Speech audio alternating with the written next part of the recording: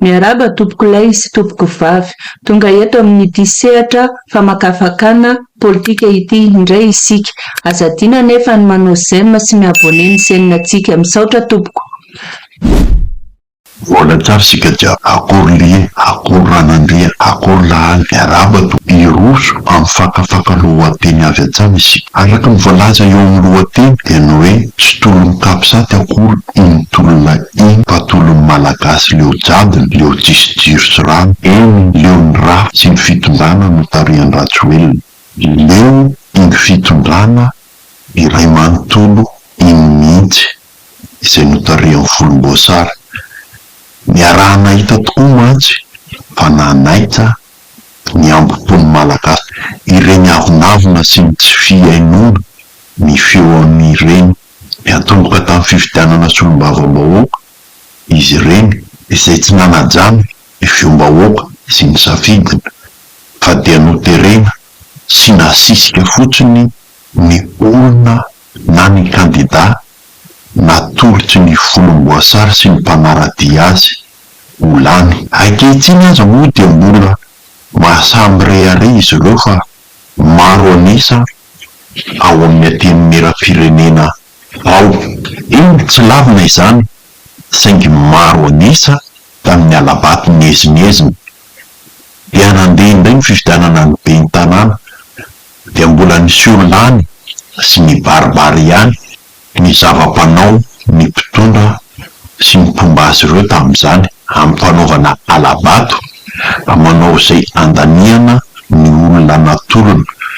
Raha tsy teny afa-tsy ny tany Toliara renivohitra iny isika sy ny tany Antsiranana, tanana efa zatra mitsotra tokoa fa tsy afaka ny vokona intsony ny any zareo ireo. Ka ninonina fomba ahafahana mandresy dia nataondry zareo avokoa. Ohatra ny tany amin'ny faritra Toamasina iny, ilay faritra na alany ny zanaky ny folo teo aloha Ratsiraka, Sofia, izay natao aza lambo mihitsy na andro na alina ireo mponina saina nohitra sy ny lahatra na ny omby tsy faneo kely ny famadihana ny safidiny. No enjehana sy nampidinina mpondra avokoa izay tratra, noho izany dia mihery sy miafina tany anaty ala ny mponina noho ny fahatahorana.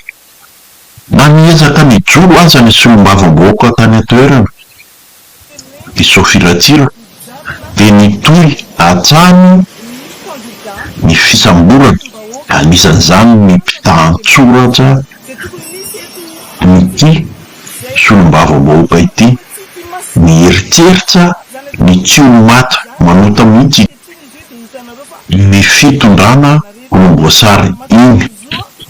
Andro ny avinavina nataon'ity Jeneraly Bomba Ravalomanana tsy nandray azy telo mianadahy ny landra vidéo jaune iny monja no singambolo nandavony vosotra ka nitarika ny feridanan'ny Rajoelina sy ny forongony.